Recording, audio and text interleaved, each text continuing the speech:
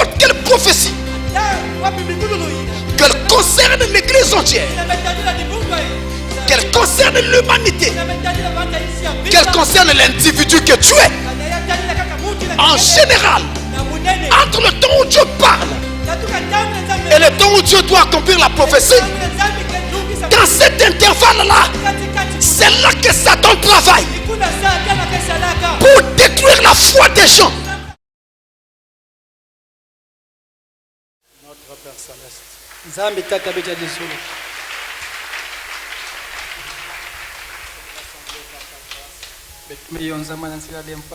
sommes rassemblés par ta grâce et nous demandons ta grâce pour que tout ceci se passe selon ta grâce. Nos imperfections, par ta parole, au nom de Jésus-Christ notre Dieu. Amen. Amen.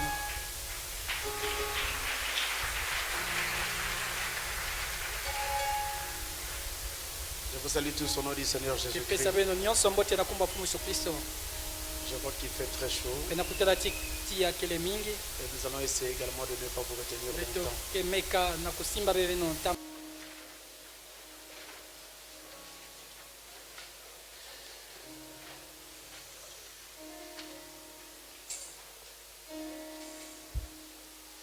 Ézéchiel chapitre 12.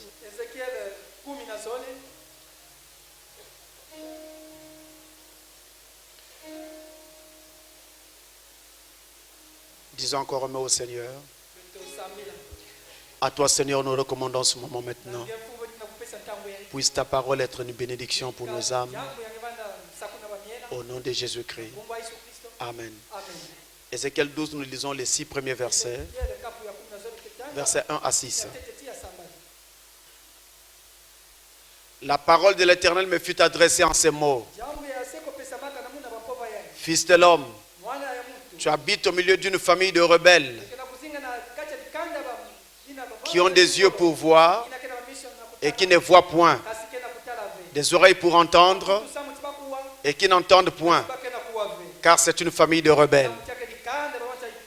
Et toi, fils de l'homme, prépare tes effets de voyage et pars de jour sous leurs yeux.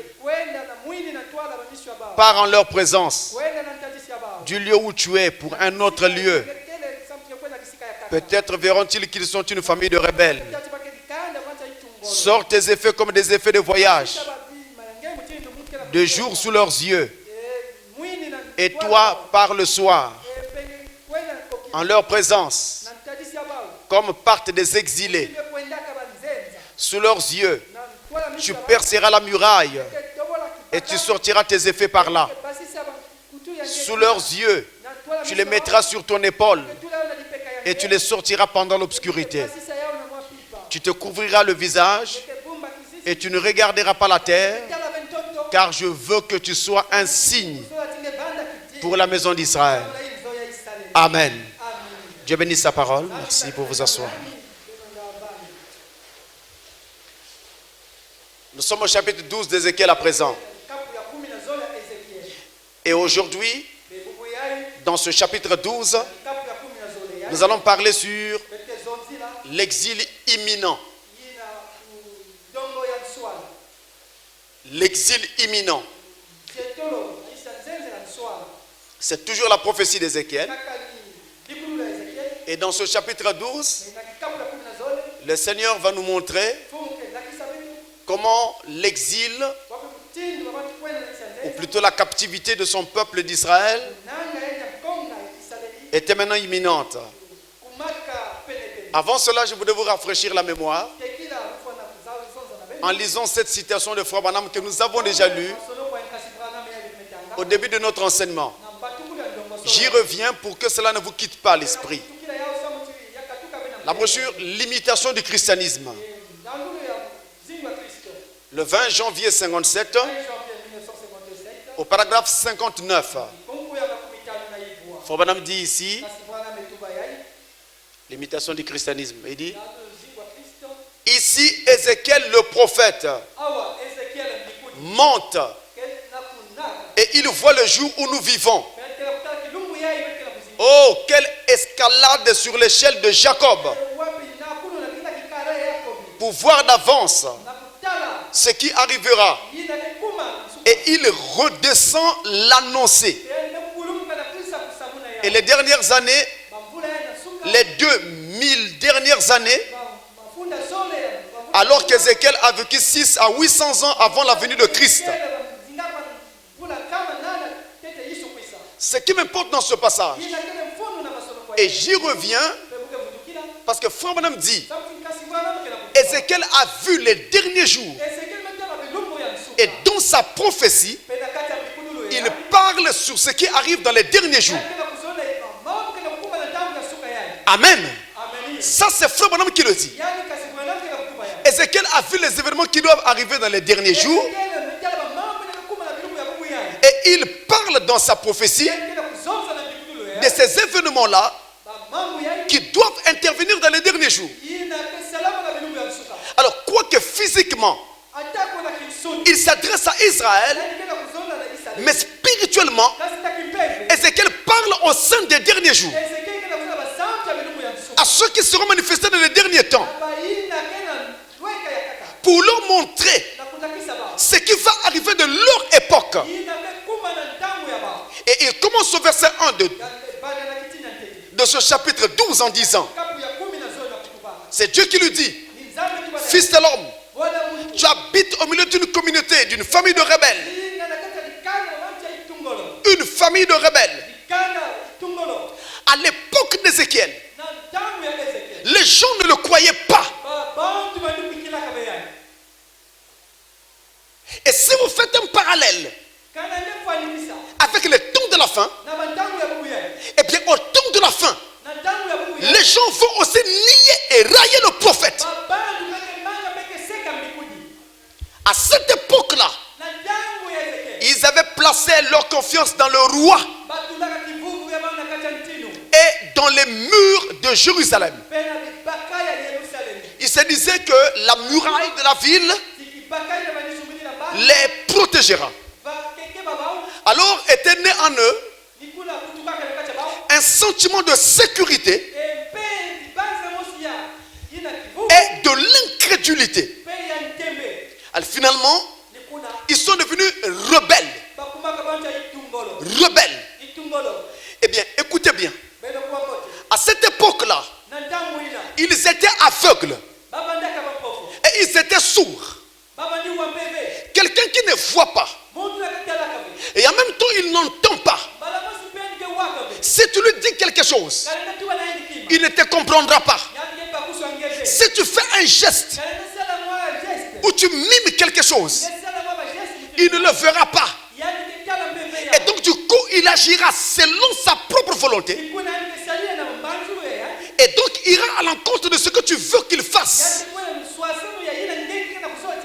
Au final, ça devient un rebelle. Parce qu'il n'exécute pas ce que tu dis. Et c'était le cas du peuple à l'époque.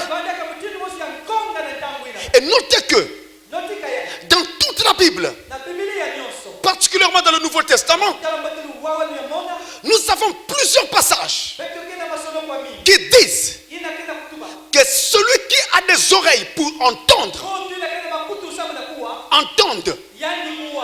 Cette expression revient 13 fois dans toute la Bible. 13 fois que celui qui a des oreilles pour entendre, entende. Si Jésus dit que celui qui a des oreilles entende, c'est qu'il y a des gens qui n'ont pas d'oreilles. Physiquement parlant, ils ont des oreilles, mais spirituellement parlant, ils n'ont pas d'oreilles. C'est-à-dire qu'ils n'ont pas l'entendement spirituel de la parole. Ce fut le cas à l'époque et c'est le cas aujourd'hui. Ne soyez pas étonnés que dans vos maisons, dans vos familles, vous rencontrez de l'opposition. Des gens qui rejettent votre message, qui n'y croient pas.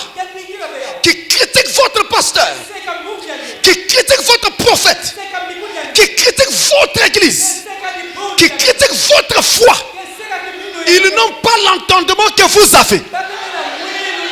Ils ont des oreilles mais n'entendent pas. Ils n'ont pas l'oreille spirituelle pour entendre la foi de l'esprit. C'était le cas à l'époque et c'est le cas aujourd'hui.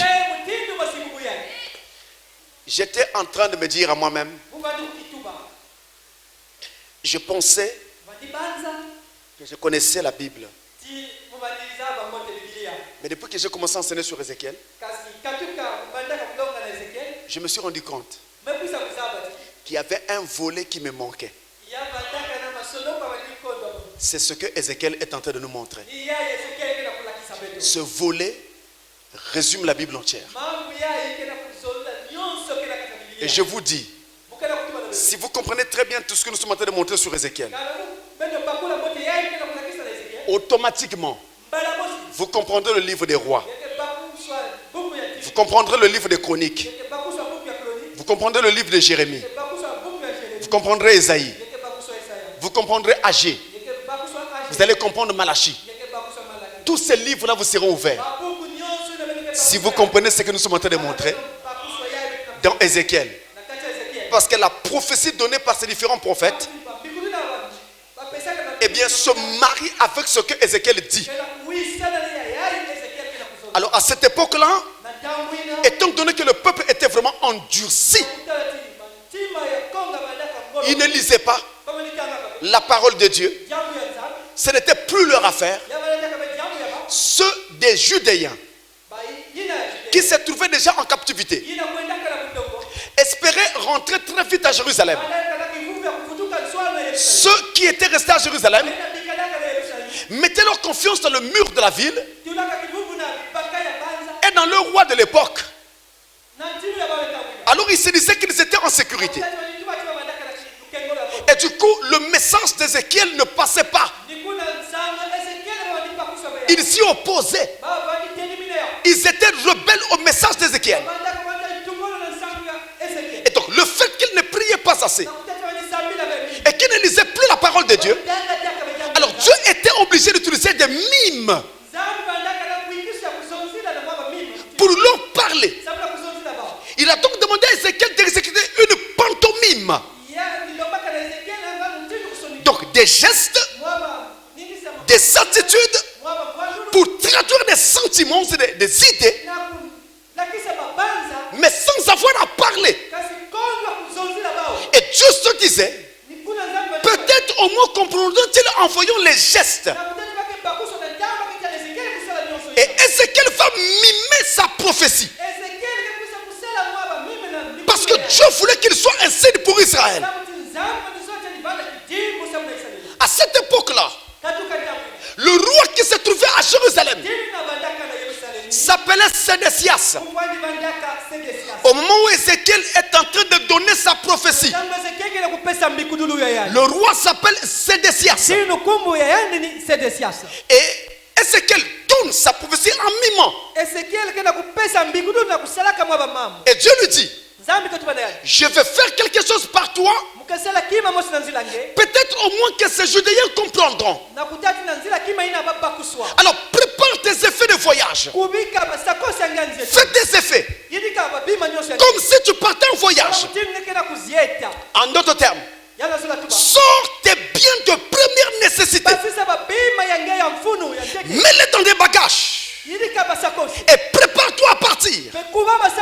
Sors-les la journée pour qu'ils voient, et pars de nuit pour que ça leur serve de signe. Ézéchiel sortit ses effets la journée, les déposa là. Les gens virent. La nuit, il devait partir. Et Dieu lui dit, perce la muraille, fais un trou dans le mur pour leur montrer l'extrême détresse à laquelle ils vont être exposés. Il a fait un trou dans le mur. Et Dieu lui dit, sors par le trou. Il sortit par le trou. Et Dieu lui dit, couvre-toi le visage. Ézéchiel couvrit son visage. Dieu ajouta, ne regarde pas la terre. Marche. Il devait marcher, visage couvert, sans que ses yeux ne voient la terre où il mettait son pied.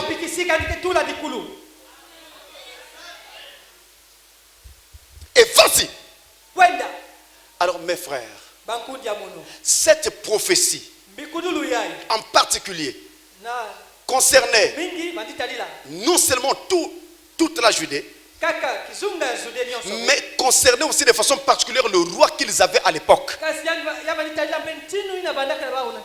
Lorsque les Babyloniens étaient venus prendre les gens qui sont allés en captivité pour la deuxième fois,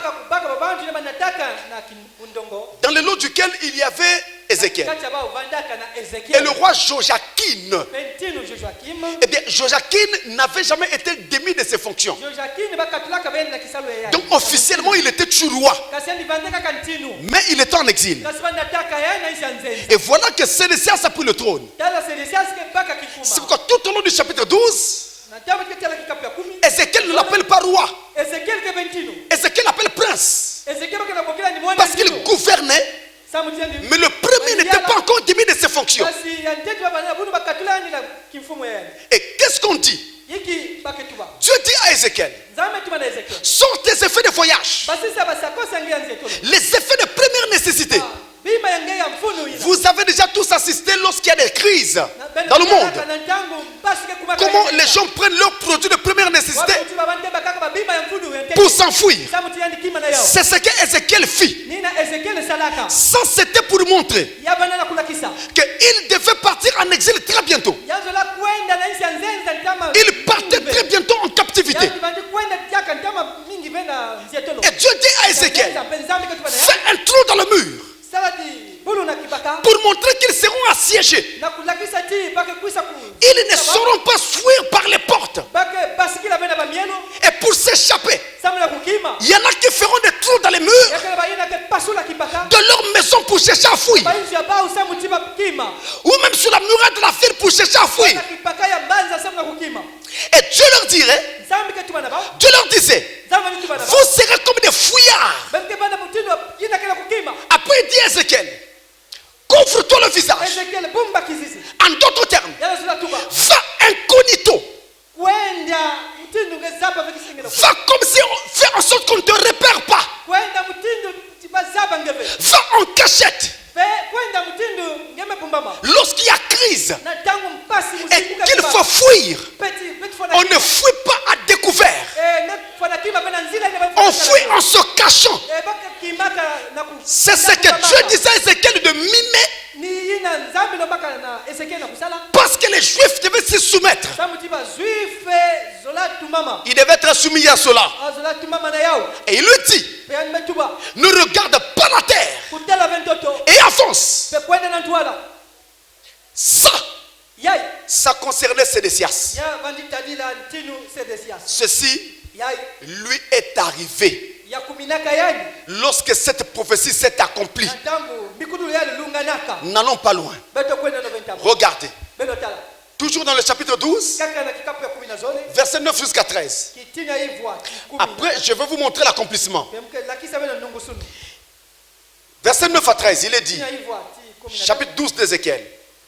Fils de l'homme, la maison d'Israël, cette famille de rebelles, ne t'a-t-elle pas dit, que fais-tu? Arrêtons un instant là. Lorsque tu as fait tes mimes, tu as produit des signes. Est-ce qu'il y a eu quelqu'un qui s'est arrêté pour te demander, que fais-tu? Pourquoi cela? Personne ne t'a demandé. Alors voici, écoute. Verset 10. Dis-leur, ainsi parle le Seigneur l'Éternel. Cet oracle concerne le prince qui est à Jérusalem et toute la maison d'Israël qui s'y trouve. le prince, le roi qui régnait à cette époque-là. Dis-leur, plutôt dis, je suis pour vous un signe. Ce que j'ai fait, c'est ce qui leur sera fait. Ils iront en exil, en captivité. Le prince qui est au milieu d'eux mettra son bagage sur l'épaule pendant l'obscurité et partira. On percera la muraille pour le faire sortir. Il se couvrira le visage pour que ses yeux ne regardent pas la terre. J'étendrai mon reste sur lui et il sera pris dans mon filet. Il sera capturé comme on capture un rat. Je l'amènerai à Babylone, dans le pays de Chaldéens. Mais il ne le verra pas et il y mourra. Comment on peut amener quelqu'un dans un pays et il ne le voit pas? Il y a un mystère. On amène quelqu'un dans un pays, on lui dit tu rentreras dans ce pays, mais tu ne le verras pas. Et c'est aussi dans ce pays que tu trouveras la mort. Voilà la prophétie. Et cette prophétie, à l'heure où je parle, pour le compte d'Israël, elle s'est déjà accomplie. Et gloire soit rendue à Dieu. Quand elle s'est accomplie, on écrivait encore la Bible. Et donc nous avons dans la Bible des traces qui indiquent l'accomplissement. Tenez, allons dans Jérémie, chapitre 52. Jérémie 52, versets 1 à 11. Regardez l'accomplissement. Sédécias avait 21 ans lorsqu'il devint roi. Et il régna 11 ans à Jérusalem. Sa mère s'appelait Amoutal, fille de Jérémie de Libna. Il fit ce qui est mal aux yeux de l'Éternel, entièrement comme avait fait Joachim. Et cela arriva à cause de la colère de l'Éternel contre Jérusalem et contre Juda, et qu'il voulait rejeter devant sa face. Et Sédécias se révolta contre le roi de Babylone. La 9e année du règne de Sédécias, le 10e jour du 10e mois, Nebuchadnezzar, roi de Babylone, vint avec toute son armée contre Jérusalem. Ils campèrent devant elle et élevèrent des retranchements tout autour. La ville fut assiégée jusqu'à la 11e année du roi Sédécias. 2 ans. 2 ans de siège.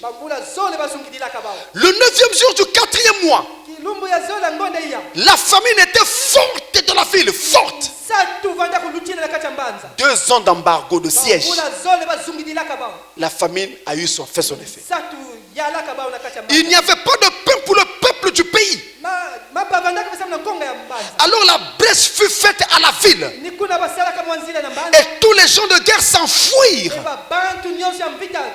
On perça la muraille. Les soldats israélites s'enfuirent et sortirent de la ville pendant la nuit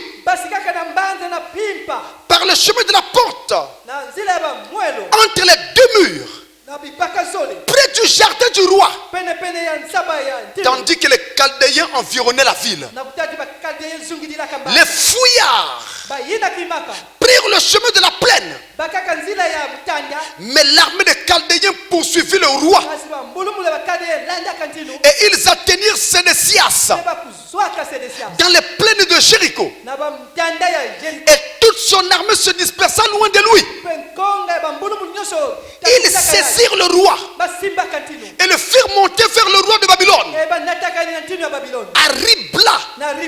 C'est une localité. dans le pays de Hamath. Et il prononça contre lui une sentence. Le roi de Babylone fit égorger les fils de Sédécias en sa présence. Il avait 2 fils. Il les tua devant lui. Il fit aussi égorger tous les chefs de Juda à Ribla. Puis il fit crever les yeux à Sédécias. Vous avez compris? Il fit crever les yeux à Sédécias et le fit lier avec des chaînes, des reins. Le roi de Babylone l'amena à Babylone et il le tint en prison jusqu'au jour de sa mort. La prophétie. Les yeux crevés, il alla à Babylone mais ne pouvait voir le pays. Et il est resté enchaîné à Babylone jusqu'au jour de sa mort. Parce qu'il s'était révolté contre le roi de Babylone. Et parce qu'avant tout, ils s'étaient tous révoltés contre l'Éternel. Et voyez comment la prophétie a été accomplie à la lettre. Ils ont percé la muraille. Ils ont fui par le trou. Lui et ses soldats. Il s'est couvert le visage pour se déguiser. Mais comme l'armée entourait la ville, ils ont repéré leur mouvement. Ils ont été poursuivis, rattrapés comme on rattrape un rat dans un filet. Et là, ses fils ont été tués devant lui. Et lui-même a eu les yeux crevés. On l'a amené à Babylone. Il a vu. Il est rentré dans Babylone, mais il n'a pas vu le pays parce que ses yeux n'étaient plus. À la maison, vous pourrez regarder également Jérémie 39. Jérémie 39, versets 4 à 7. Et vous verrez également l'accomplissement de cette prophétie. Le livre des rois en parle également. C'est le passage que je vous ai donné tout au long de ces enseignements. 2 Rois chapitre 25, le verset 7. Et vous pouvez aussi lire les versets suivants. Mais regardez aussi 2 Rois chapitre 24.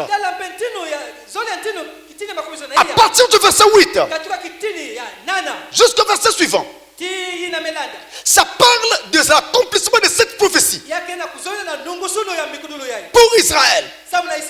Quand elle s'est accomplie, malheureusement pour eux, et dans Ézéchiel 12, à partir du verset 17 jusqu'au verset 20, Dieu dit à Ézéchiel, mange du pain, mais en tremblant, prends de l'eau, mais avec angoisse, pour traduire au peuple qu'il faut manger leur pain en tremblant, et il faut boire de l'eau avec angoisse.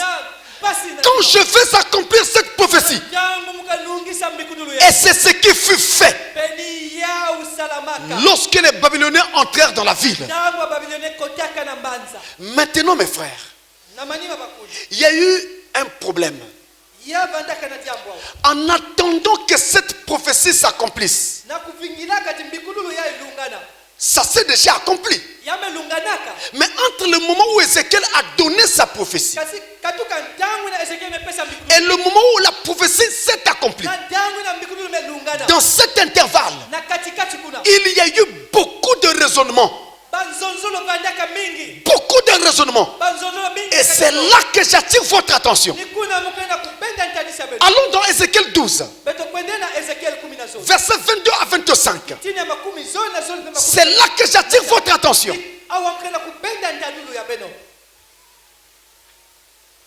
12, 22 à 25. Écoutez bien. Fils de l'homme, que signifie ce discours que vous tenez dans le pays d'Israël? Les jours se prolongent et toutes les visions restent sans effet. C'est pourquoi, dis-leur, ainsi parle le Seigneur l'Éternel. Je ferai cesser ces discours moqueurs. On ne les entendra plus en Israël. Dis-leur au contraire. Les jours approchent et toutes les visions s'accompliront. Car il n'y aura plus de visions vaines. Je souligne. Car il n'y aura plus de visions vaines, ni d'oracles trompeurs au milieu de la maison d'Israël. Car moi l'Éternel, je parlerai et ce que je dirai s'accomplira et ne sera plus différé.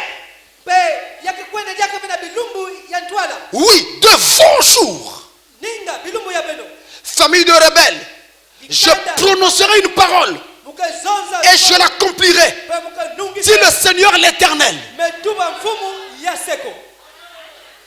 Vous entendez ça? À l'époque d'Ézéchiel, il donne ses prophéties. Avant leur accomplissement, les gens chantaient, criaient et disaient: les jours se prolongent, aucune vision ne s'accomplit, aucune prophétie ne s'accomplit. Tout ce qu'Ézéchiel a dit, c'était un discours dans le vide. Ça n'a pas eu lieu et ça n'aura pas lieu. Il est en train de nous endormir. Ne l'écoutez pas. Le peuple finit par s'en convaincre que ces visions ne s'accompliraient pas. Alors il devint de plus en plus incrédule, de plus en plus endurci, parce qu'il ne voyait rien. Or je dois vous dire, mes frères, quand Dieu parle dans n'importe quelle prophétie, qu'elle concerne l'église entière, qu'elle concerne l'humanité, qu'elle concerne l'individu que tu es, en général, entre le temps où Dieu parle et le temps où Dieu doit accomplir la prophétie, dans cet intervalle-là, c'est là que Satan travaille pour détruire la foi des gens, pour amener l'incrédulité, pour semer le doute et dire aux gens: si c'était vrai, pourquoi depuis ce temps-là ça ne s'accomplit pas? Pourquoi nous ne voyons rien? Les jours passent et se ressemblent. Rien ne change. Tout est comme auparavant. Ça n'aura pas lieu. Vivons comme nous voulons. Mangeons, dansons, buvons. Soyons libres. Ne nous occupons pas des églises et des pasteurs et prophètes de malheur qui nous annoncent une prétendue fin du monde. Vous voyez cela? Là, c'est ce qu'Ézéchiel a vécu. Mais là, nous trouvons aussi une prophétie pour les derniers jours.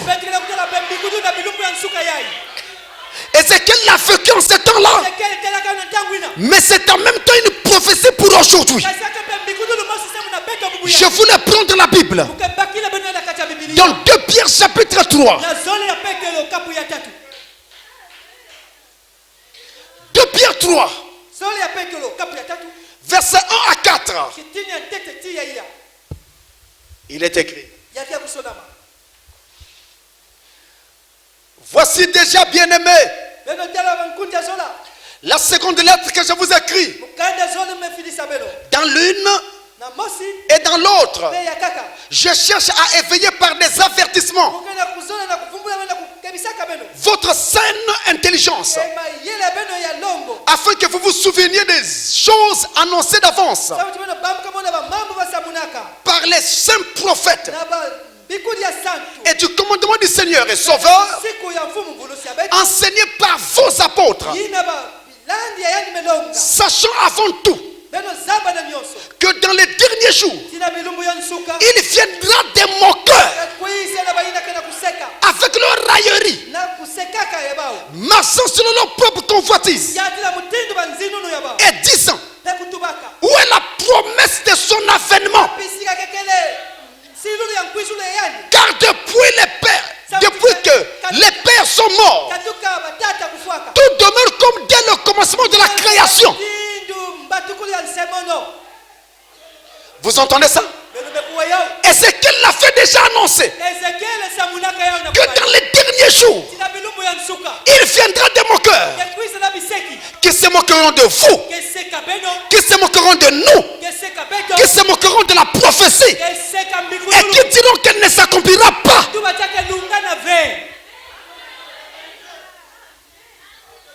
Ils diront: depuis que les pères sont morts, les premiers pères, Pierre, Jacques et Jean, les pères de la foi et les prophètes du passé, tout demeure comme à l'époque d'Adam.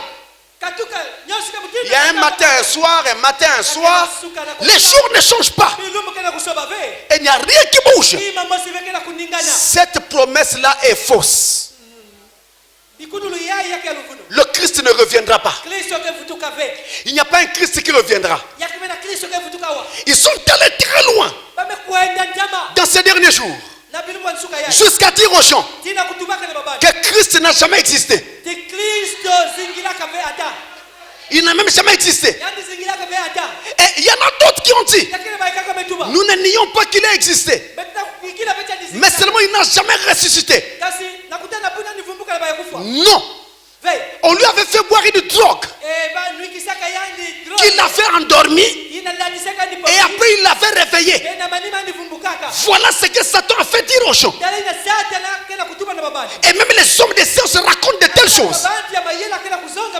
Mes frères, l'histoire nous a montré qu'à l'époque d'Israël, dans ces temps-là, au temps d'Ézéchiel, les gens parlaient ainsi, mais ça n'arrêtait pas Dieu. Ce qu'il avait dit par son prophète s'accomplit à la lettre. Et en tant que serviteur de Dieu, sous un mandat divin, je veux vous dire que ce que les prophètes ont annoncé pour aujourd'hui va s'accomplir à la lettre. Pour croire la parole de Dieu, je n'ai pas besoin que la science le confirme. Je n'ai pas besoin que le monde le confirme. Même si le monde ne croit pas, moi je crois.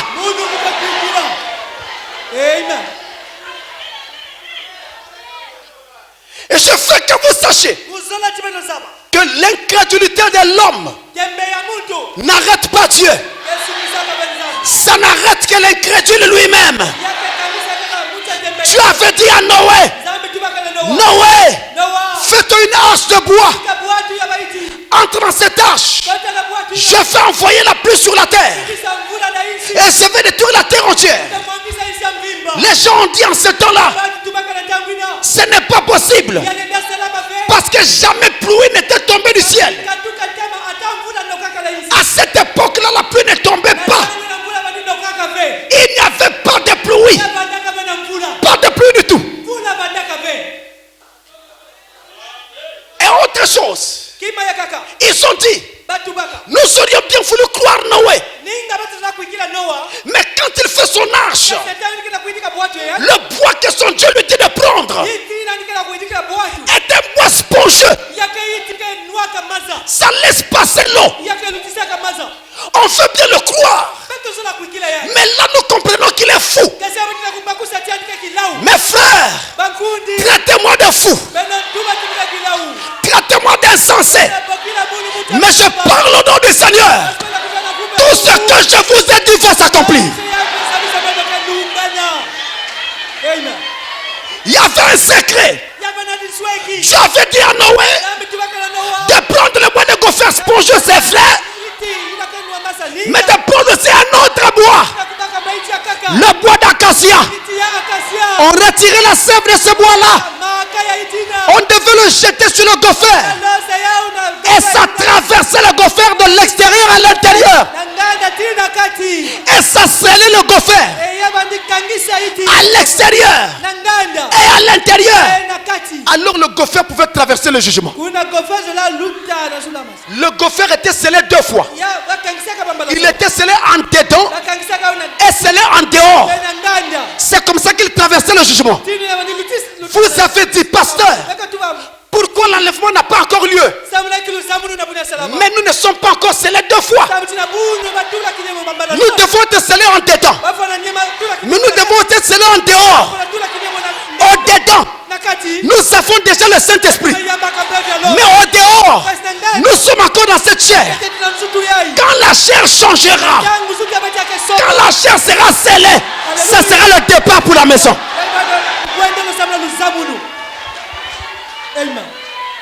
Les gens ont douté au temps de Noé.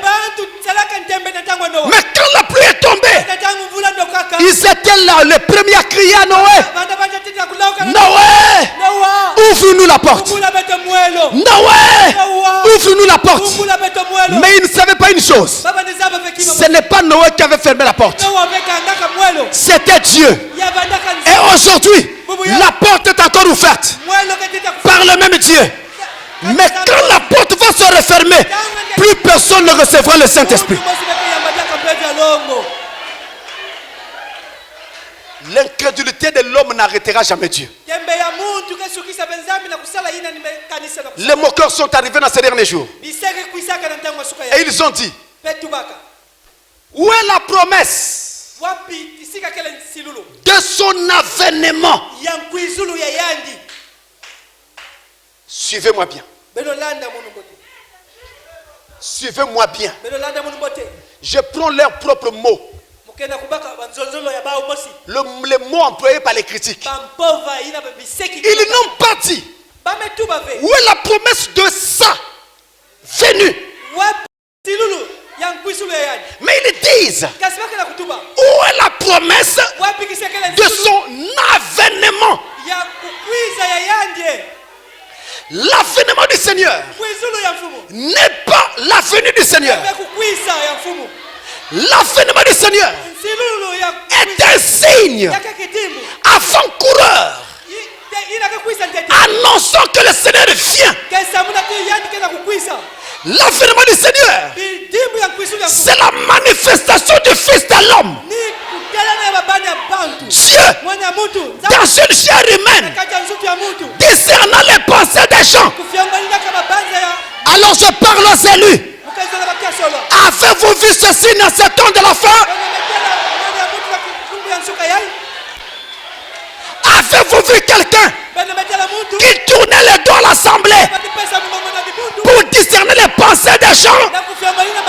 Si vous l'avez vu, c'est que vous avez vu le signe de son avènement. Alors sa venue est imminente. Le départ est imminent. À l'époque, la captivité était imminente. L'exil était imminent. Maintenant, c'est l'enlèvement. Mes frères, ne rêvez pas. Ne dormez pas. Si vous pouvez vous rappeler, quand nous prêchons sur leur hache, j'avais dit qu'au mois de mars 2018, la Russie aura ses élections. Et à cette époque, Poutine avait annoncé qu'il serait candidat. Et je disais, je ne vois pas Poutine rater ses élections. S'il y en a qui se rappellent, parce que mes frères, ce n'était pas un pronostic, ce n'était pas une prédiction, mais je parlais de ce que je voyais prophétiquement. De toute l'histoire, je n'ai jamais vu président russe avoir autant de compréhension d'éveil sur les enjeux du temps actuel. Poutine a ça. Et je vous avais dit, je ne vois pas comment il va organiser et perdre. C'est fait. Il a organisé. Il a gagné avec plus de 70%. Et quand il gagne, ses premiers mots, ce n'étaient pas des mots de victoire ou de réjouissance. C'était des mots contre l'Occident. À cause d'un incident qui a eu lieu en Grande-Bretagne. Vous voyez un candidat qui gagne les élections. Au lieu de venir remercier, commencez par remercier ceux qui l'ont soutenu. Lui, il arrive. Il commence par attaquer l'Occident. Ne rêvez pas. S'il y a des gens qui sont en train de vous faire rêver, je vous demande de vous réveiller. Ne rêvez pas. Le temps est fini. Et tout est prêt. On a beau faire en sorte que les choses se taisent, ça finira par lâcher un jour. Mais quand ça aura lieu, eh bien, la Russie sera utilisée comme Babylone pour frapper le monde, tout comme Babylone frappait Israël pour sa désobéissance. La Russie le fera. Une bombe russe, dit le prophète, effacera le Vatican de la carte. Une bombe russe atteindra la côte ouest des États-Unis. C'est William Branham qui le dit. Je crois Branham jusqu'à la moelle des os. Critiquez. Tout est comme vous voulez. Mais ce que je dis va s'accomplir. Et je me tiens. Parce que je sais que c'est vrai. Mieux vaut prendre le ticket maintenant. Mieux vaut prendre le Saint-Esprit maintenant. Mettre des gens dans le cœur. Et attendre calmement. On ne sait pas quand. Mais quand ça viendra, tu seras prêt.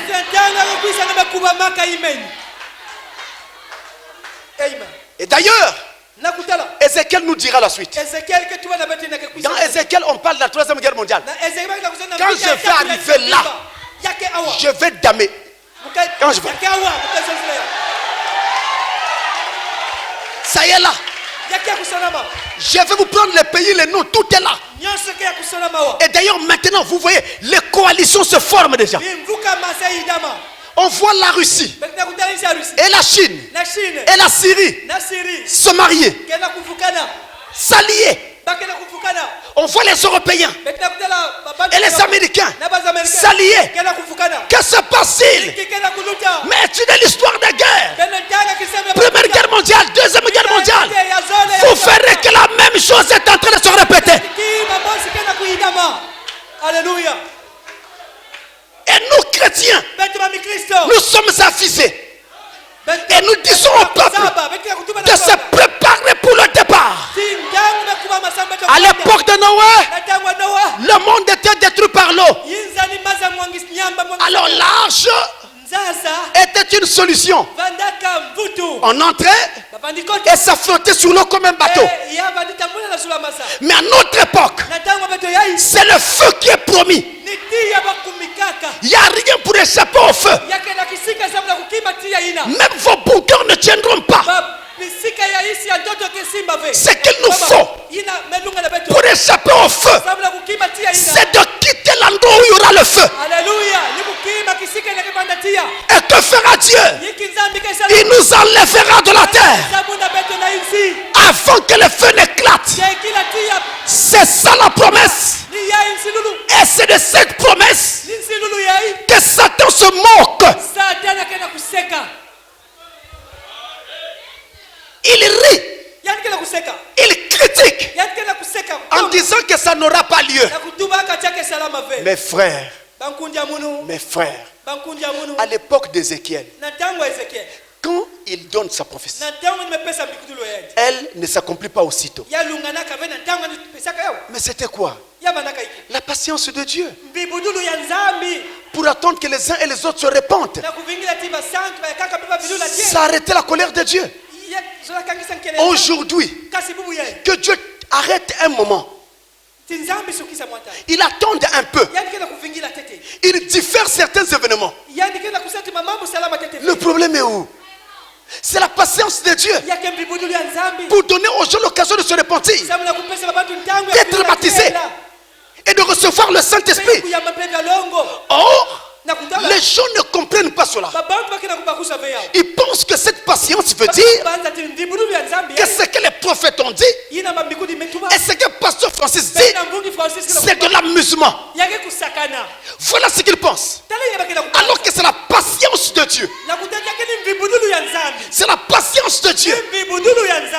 Maintenant il dit, dans les derniers jours, il y aura des moqueurs. Ézéchiel l'a dit. Mais il annonçait aussi ce qui arrivait au dernier jour.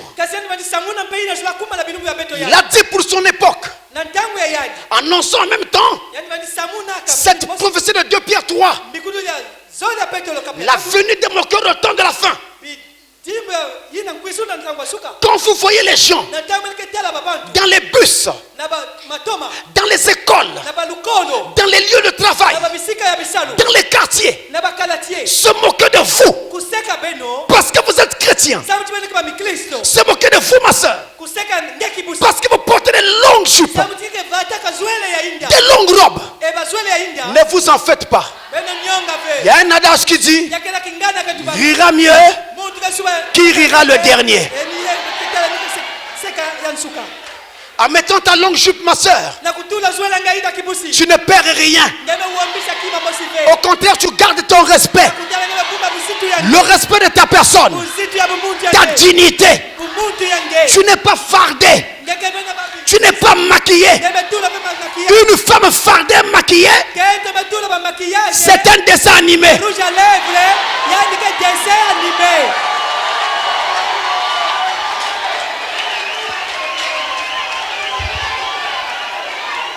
Les histoires des lèvres rouges, des lèvres vertes, c'est dans les dessins animés qu'on les voit. Des longs ongles avec des couleurs bizarres, c'est dans les dessins animés. Mais toi, tu es un être humain. Tu n'es pas un humanoïde, mais un être humain qui se respecte. Et tu fais cela à cause de ton Dieu. Ne t'inquiète pas. Ton Dieu se souviendra de ta foi.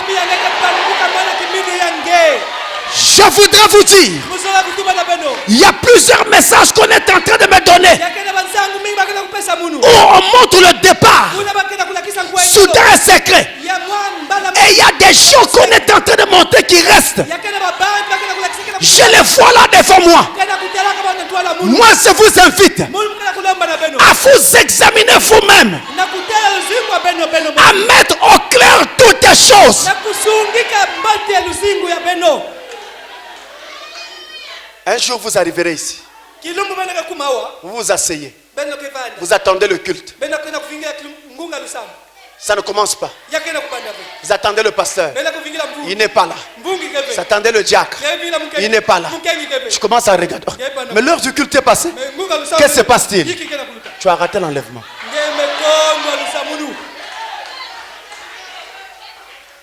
Tu as raté l'enlèvement. Et j'ai toujours dit, tout le bruit qu'on fait là, ça ne sert à rien. Moi je suis de Dieu. Moi je suis ceci. Moi cela. Bravo. Le test final, c'est maintenant. C'est maintenant. La personne ne pourra tricher. Personne. On ne peut pas tricher. Ou tu es de Dieu, ou tu ne l'es pas. C'est maintenant. Le temps de dire à Satan, tu m'as trompé assez longtemps. Je refuse maintenant tes tromperies. Frère, sœur, ça dépend de toi. Personne ne t'oblige. C'est ton âme à toi. Et cette âme n'appartient pas à Satan. Tu as le droit de refuser ton âme à Satan.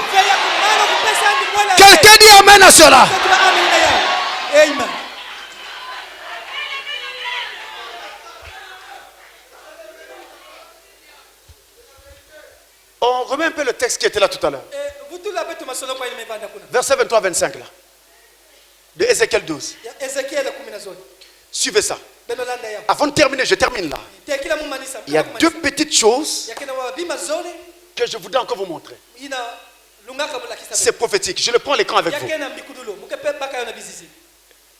Écoutez, verset 23-25, Ézéchiel 12.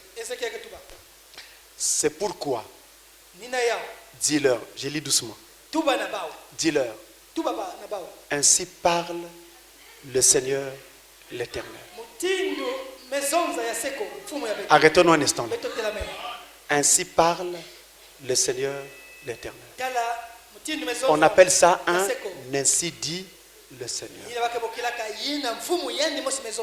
Mais si nous voyons ou entendons un ainsi dit le Seigneur, c'est que un prophète doit être sur la terre.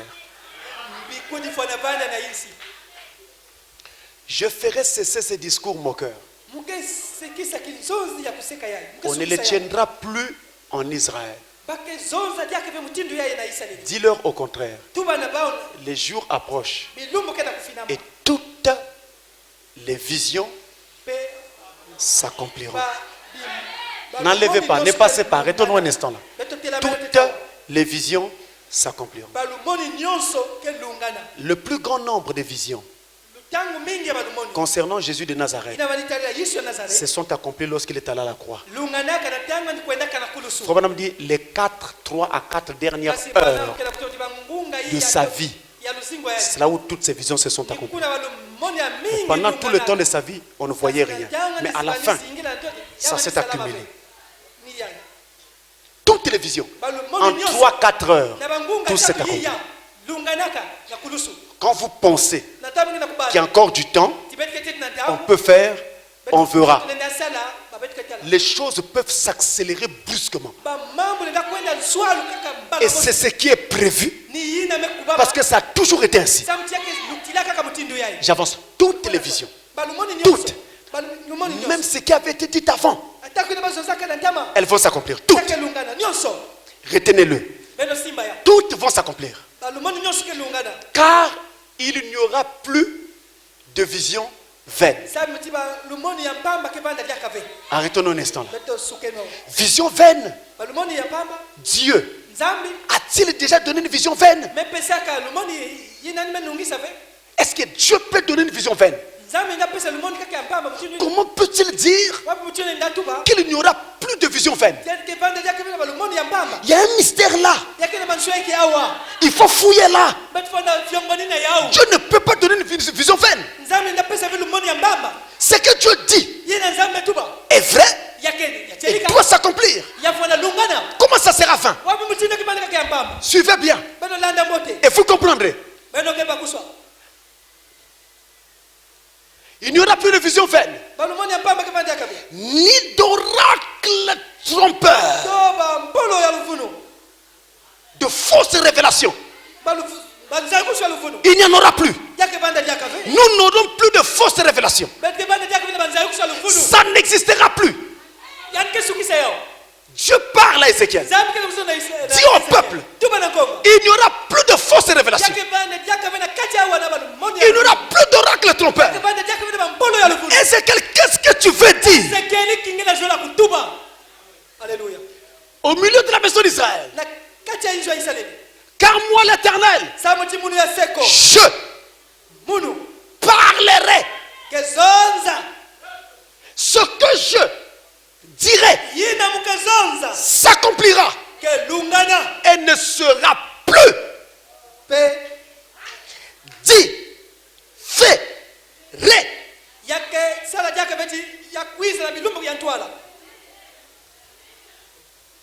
Moi je parlerai. C'est comme s'il disait, je le jure par moi-même.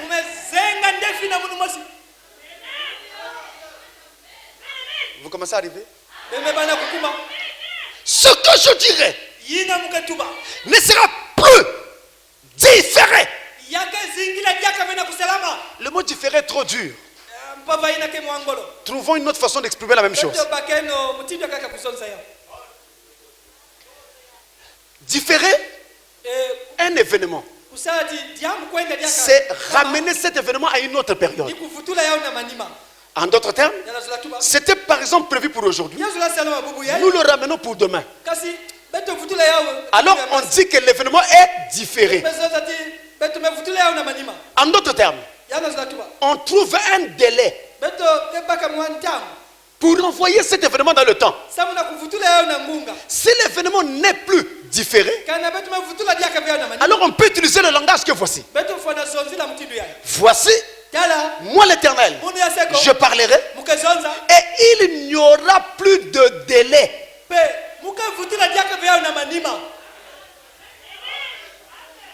Il n'y aura plus de délai. Il n'y aura plus de temps. Plus rien ne sera différé. Je ne sais pas si vous êtes arrivé. Vous n'avez jamais trouvé ça quelque part dans la Bible? Je dis ceci. Tout ce que je dirai, il n'y aura plus de vision vaine. Il n'y aura plus d'oracle trompeur. Et rien ne sera différé. Plus rien ne sera différé. Il n'y aura plus de délai. Il n'y aura plus de temps. Ça vous rappelle quoi? Vous n'êtes pas encore arrivé. Mettez-nous Apocalypse 10.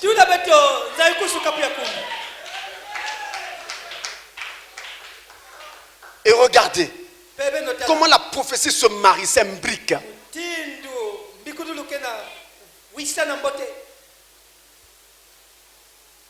Verset 1 à 7, Apocalypse 10. Il est dit: j'ai vu un autre ange puissant qui descendait du ciel, enveloppé d'une nuée. Au-dessus de sa tête était l'arc-en-ciel, et son visage était comme le soleil, et ses pieds comme des colonnes de feu. C'est l'ange de l'alliance, Christ. Il tenait dans sa main un petit livre ouvert, le livre qui était scellé. Maintenant il est ouvert. Il posa son pied droit sur la mer, là où s'élève la bête qui monte de la mer, et son pied gauche sur la terre. Il y a une bête qui monte de la terre, il doit écraser cette bête là aussi. Elle criait d'une voix forte, comme rugit un lion. Il est le lion de la tribu de Juda. Quand il cria, les sept tonnerres firent entendre leur voix. J'allais écrire. Attendez. Et quand les sept tonnerres eurent fait entendre leur voix, j'allais écrire.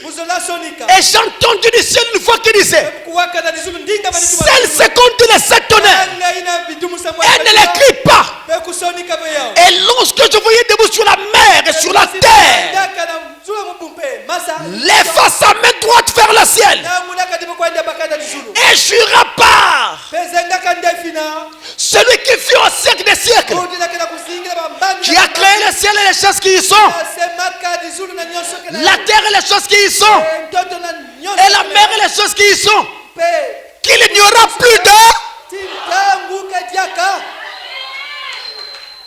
N'est-ce pas la prophétie d'Ézéchiel? Mais qu'au jour de la fin du septième ange, quand il sonnerait de la trompette, le mystère de Dieu s'accomplirait comme il l'a annoncé à ses serviteurs les prophètes. Ces prophètes l'ont annoncé. Maintenant quand cet ange-là va se tenir sur la terre, l'ange terrestre, le septième ange, Malachie 4, alors le mystère entier sera accompli. Il va prendre le livre ouvert de la main de l'ange de l'alliance et il va se mettre à divulguer le contenu du livre. À ce moment-là, il n'y aura plus de fausses révélations. Il n'y aura plus de faux, des oracles trompeurs. Et il n'y aura plus de délai. Plus de temps. Plus rien ne sera différé. Il s'agit de quoi? L'ouverture de la parole. Les sept de tonnerre révélés. C'est ça qui prépare le peuple à rencontrer Christ. Et Ézéchiel l'a dit sans le dire. Ézéchiel l'a dit lorsque il a dit que plus rien ne sera différé. Il annonçait la venue de la parole pure, ouette et sans faute au temps de la fin. Les sept tonnerres révélés. C'est ce message sur lequel nous nous tenons. Écoutez Frère Branham, je termine là. Je termine là. Écoutez Frère Branham. Dans le livre Les 7 âges de l'Église. 7 âges de l'Église. Chapitre 9.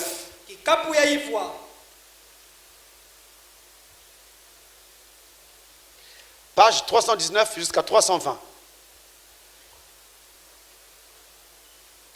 Or, ce messager de Malachie 4 et d'Apocalypse 17 va faire deux choses. Premièrement, selon Malachie 4, il ramènera le cœur des enfants au Père. Les enfants, c'est nous. Les pères, c'est Pierre, Jacques et Jean. Eux qui nous ont précédés. Deuxièmement, il révélera le mystère des sept tonnerres. Je réponds. Ceux qui posent la question, est-ce que les tonnerres sont révélés? Deuxièmement, il révélera les mystères des sept tonnerres d'Apocalypse 10, qui sont les révélations contenues dans les sept sceaux. Ce sont ces vérités mystères divinement révélées qui ramèneront littéralement les cœurs des enfants au Père de la Pentecôte. Exactement. Si vous ne croyez pas que les sept tonnerres sont révélés, alors croyez que le ministère de Frère Branham a échoué.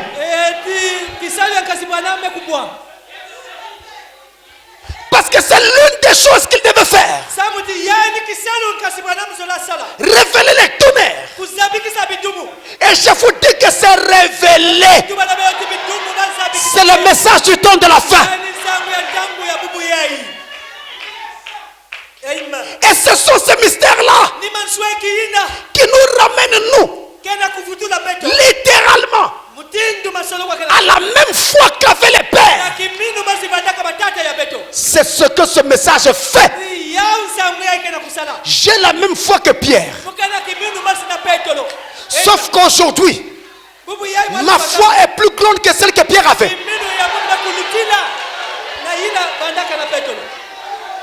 Quelqu'un dit Amen? Je répète, nous avons la foi de même nature que Pierre, mais en quantité. Ma foi à moi, ta foi à toi, dépasse celle de Pierre. Pasteur, si ma foi dépassait celle de Pierre, pourquoi je ne vois pas les miracles que Pierre voyait? C'est parce que jusqu'ici, tu as peur de prendre ta place. Ta place de fille de Dieu, de fils de Dieu. Si, je répète, et je parle devant le Dieu du ciel. Si, il y a quelqu'un qui peut se mettre debout et prendre sa place en tant qu'enfant de Dieu,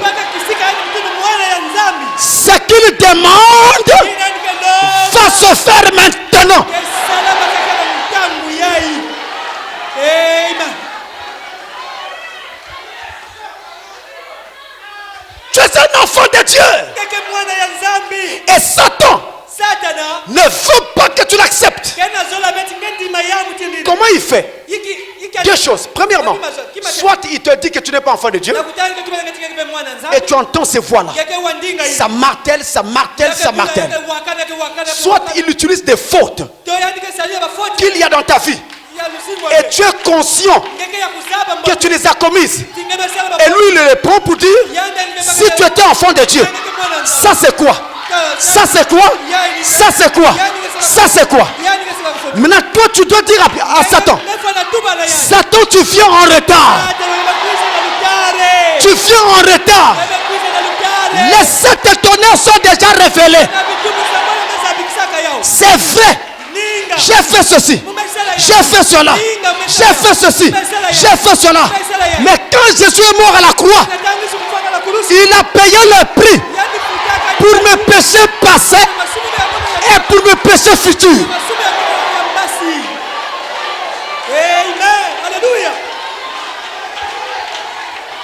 Avez-vous déjà vu une maman qui lave le bébé? L'eau est devenue sale. L'enfant a fait tout dans l'eau. À la fin, la maman jette le bébé et l'eau.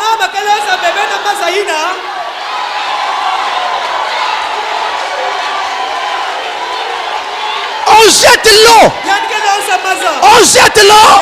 Mais on récupère le bébé. Dieu va te condamner pour ton péché. Mais quant au fait que tu es fils de Dieu, ça ne se discute pas.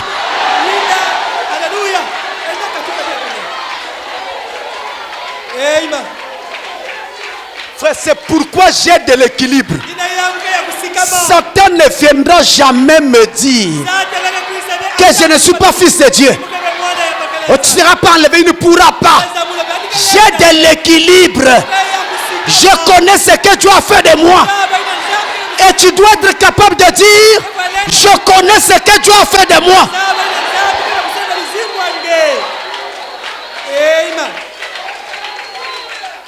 Je vous ai raconté une histoire ici. Je la raconte encore. Il y avait un enfant qui vivait seul avec son père. La maman n'était pas. Il n'y avait que le père et lui. Et un serviteur. Dans la maison, le père avait un précieux pot qui lui avait coûté très cher. Un jour, en l'absence du père, l'enfant a cassé ce pot. Il n'y avait que le serviteur. Il avait vu. Il a dit à l'enfant, ne t'en fais pas. Je ne dirai rien à ton père. Je suis ton ami. Sois calme. Le papa arrive. Le serviteur a caché la nouvelle. L'enfant aussi n'a rien dit. Papa aussi n'a rien contrôlé. Le lendemain, papa repart travailler. Le serviteur dit à l'enfant, prends les seaux. Va prendre de l'eau. L'enfant dit quoi? Mais le serviteur, c'est toi. Il se retourne. Tu veux que je dise à ton père? Non, non, non, je vais faire. Il prend les seaux, il va puiser l'eau, il ramène. Hé, prends la hache, va couper le bois. Mais c'est ton travail. Attention, hein. Je vais dire à papa, non, pardon, pardon. Il prend la hache, il va couper. Alors finalement, c'est l'enfant qui était devenu esclave. Ça n'était trop. Il était fatigué. Il était fatigué. Fatigué de travailler. Fatigué de souffrir. Fatigué de couper le bois. Fatigué de puiser l'eau. Il dit, je préfère aller vers papa. Je vais lui dire moi-même ce que j'ai fait. Un jour, papa arrivait. Il n'a pas attendu que papa rentre à la maison. Il a couru à accueillir son père. Il saute, papa, sois le bienvenu. Papa dit, oh mon fils, merveilleuse. C'est bien, ça me fait plaisir. Il redépose l'enfant.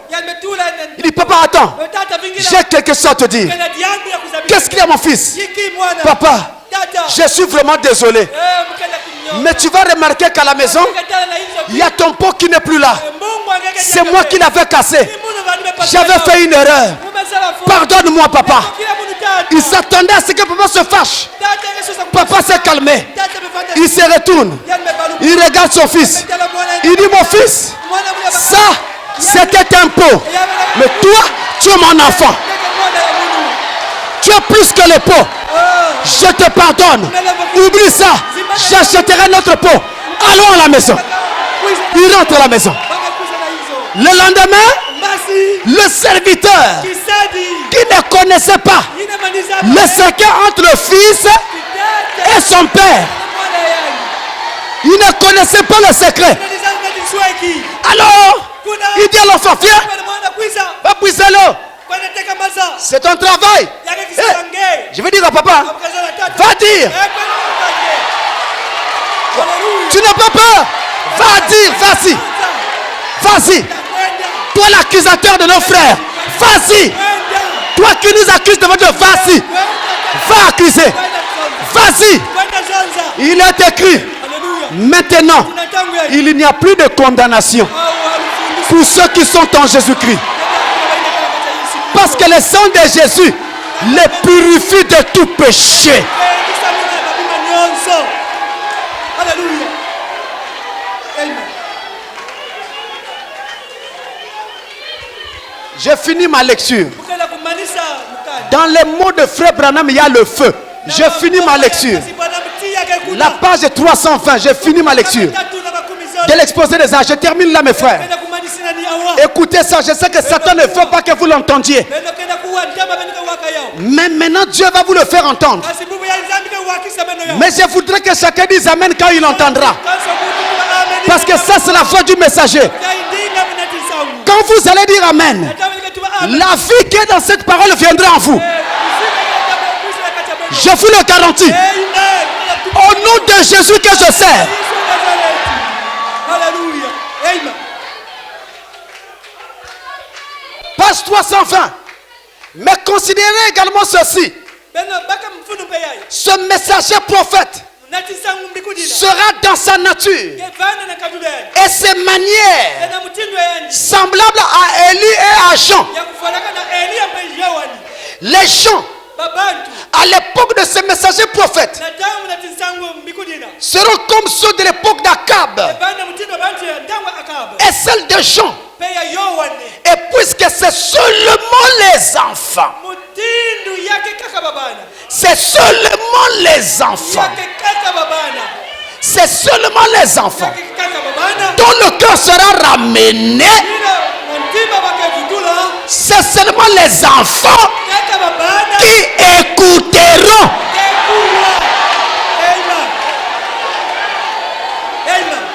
Si tu es un enfant, dis Amen.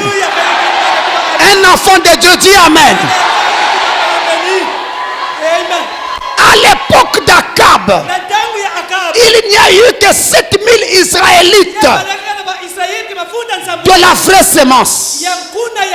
À l'époque de Jean aussi, il n'y en avait que très peu. Les masses, en nombre, dans ces deux âges, vivaient dans la fornication de l'idolâtrie. L'adoration d'autres dieux, l'adoration des idoles. Mais ce n'est pas toi. Toi, tu n'adores pas l'idole de jalousie. Vous connaissez l'idole de jalousie? Nous adorons seulement l'Éternel des armées. Et il n'y a que les enfants de Dieu qui écouteront ce prophète. Moi, je crois ce prophète. Moi, j'aime ce prophète. Moi, je dis Amen à ce prophète. Et moi, je m'accroche à ce prophète. Quelqu'un dit Amen. Alors l'ange qui a commissionné ce prophète est obligé d'être avec moi pour m'aider, pour m'accompagner, pour m'assister sur ce chemin. Partout où j'irai, cet ange-là sera là. Quelqu'un dit aussi Amen, hein? Amen.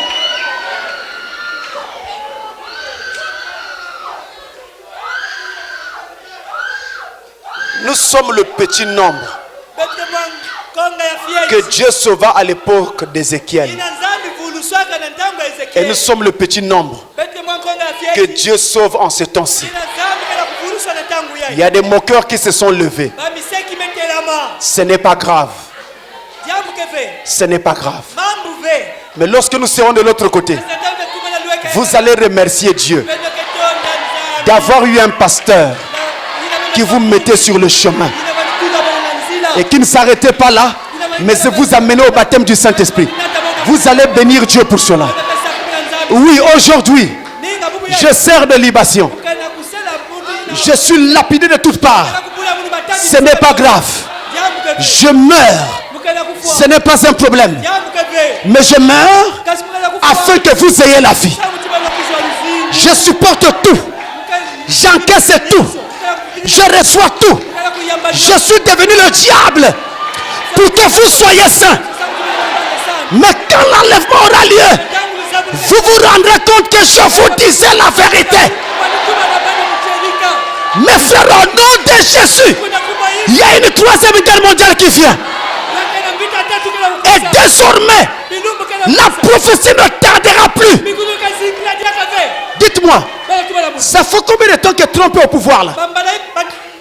Ça c'est la deuxième année. Vous voyez comment ça va vite là? Ça va vite. Les prophéties vont s'accomplir. Dieu nous a peut-être donné une rallonge, mais il a dit on ne parlera plus de délai. Ça ne sera plus différé. Il l'a fait. C'était pour notre bien, pour donner l'occasion aux gens de se repentir, pour attendre d'autres pour qu'ils rentrent. Mais ça ne se répétera plus. Que le Seigneur vous bénisse.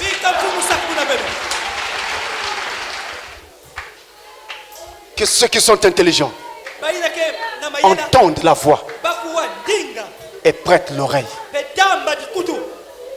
Où que vous soyez, même à l'étranger, partout suivant par les écrans, prêtez attention et décidez-vous en conséquence.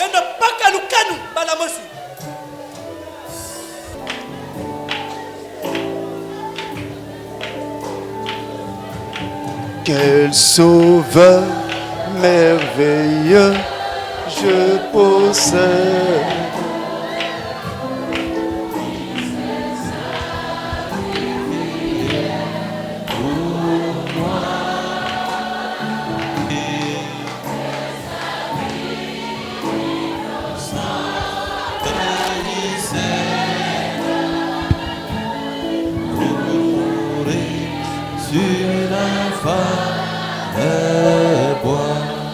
Attaché à la croix pour moi. Attaché à la croix pour moi. Jésus, il a pris mon péché, il m'a délivré.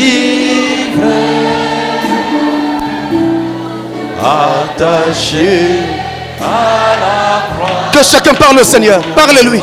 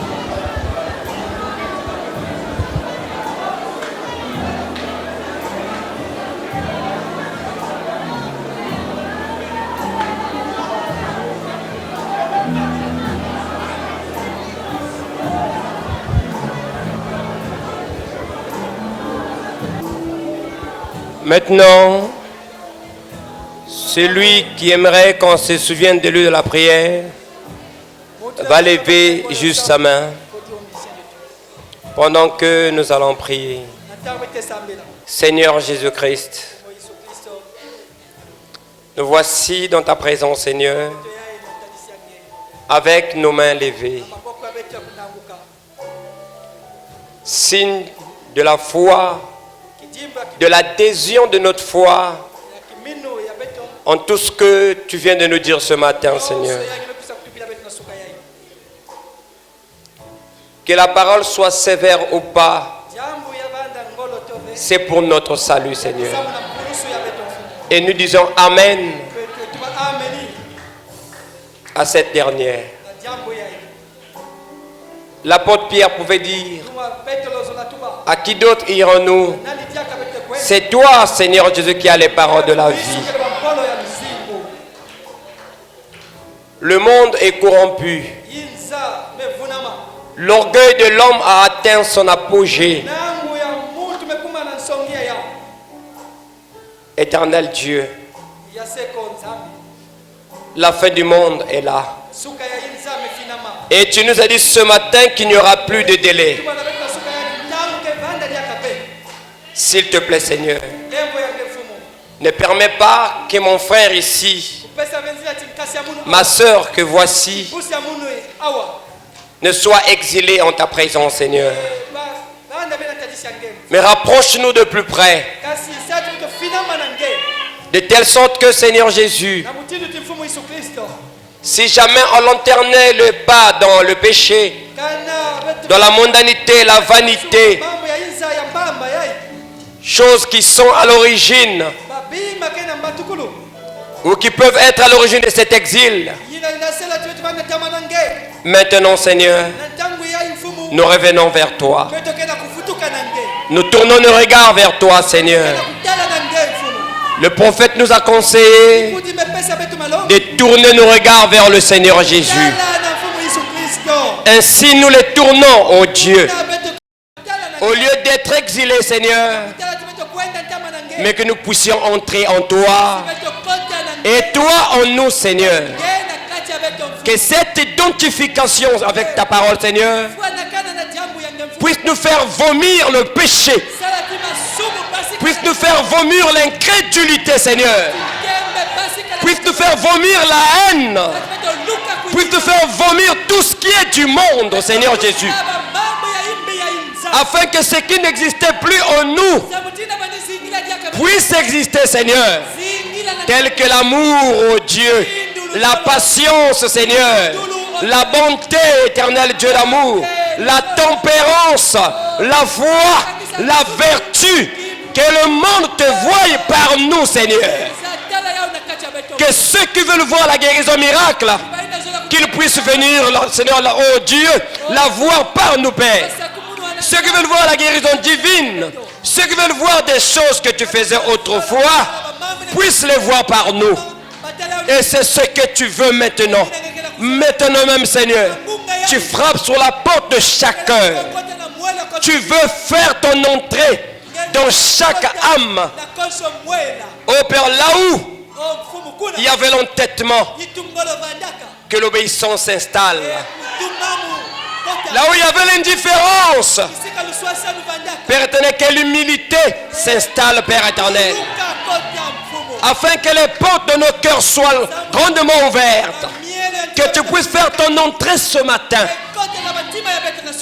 Et le prophète dit, il faut pour cela, celui qui a ouvert sa porte à Dieu, puisse lui donner la chambre de sa vie privée, la chambre de son orgueil, la chambre de sa foi. Ainsi rentre dans nos cœurs, Seigneur. Occupe la chambre de notre vie privée, Seigneur. Afin que devant toi, nous n'ayons plus de vie privée. Que tout puisse t'appartenir. Afin que notre orgueil puisse mourir. Notre moi soit écrasé. Et que le Saint-Esprit prenne place. Oh, qu'aucun de nous ne soit exilé, Seigneur, de ta présence. Et si tu venais ce soir, que nous soyons enlevés. Accorde cela, Seigneur, de telle sorte que la dernière brebis qui n'est pas encore entrée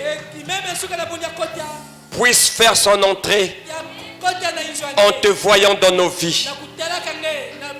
Nous implorons ta miséricorde. Nous implorons ta bonté. Puisses-tu user de ta grâce envers ton peuple afin que nous puissions vivre, Seigneur. Pour ceux qui sont malades, guéris-les, Seigneur. Pour ceux qui sont faibles, réconforte-les, Seigneur. Pour ceux qui sont aveugles, puisses-tu faire tomber les écailles de leurs yeux afin qu'ils voient la parole. Nous croyons d'avant, Seigneur, que tu nous as exaucés. Parce que tu as dit dans ta parole, demandez et il vous sera donné. Cherchez et vous trouverez. Frappez et l'on vous ouvrira. Car l'on donnera à celui qui demande. L'on ouvrira à celui qui frappe. Et qui cherche, trouve. Si nous sommes ici ce matin, Seigneur, c'est parce que nous te cherchons. Mais nous croyons aussi que par la parole de ce matin, nous t'avons trouvé, Seigneur. Alors saisis notre main, oh Dieu, de telle sorte qu'aucun de nous ne se loin de toi. Par la même occasion, bénis notre pasteur. Tu vois combien de fois, Seigneur, il s'est tué pour se consacrer. Question de nourrir à la perfection, avec ton appui, ce peuple affamé. Il n'est qu'un homme de chair. Si tu ne l'assistes pas, il va très vite se fatiguer. Ainsi, nous avons besoin de ton intervention divine dans sa vie, afin qu'il soit davantage fortifié. Et puisses-tu bénir sa famille. Que toutes les armes de Satan forgées contre lui soient rendues impuissantes et sans effet au nom de Jésus. Bénis tous ses collaborateurs, tous ceux-là qui sont en train de croire dans le monde entier par ce ministère. Que le Saint-Esprit se révèle davantage à eux. Reçois l'honneur, la puissance et la gloire. Puisse cet enseignement toucher les cœurs les plus incrédules, Seigneur. Briser ces pierres d'incrédulité et les transformer en cœur de chair, afin que ces âmes aussi rentrent dans la maison, car l'heure est grave. Merci, Seigneur. Au nom tout-puissant du Seigneur Jésus-Christ, nous avons ainsi prié et demandé. Amen.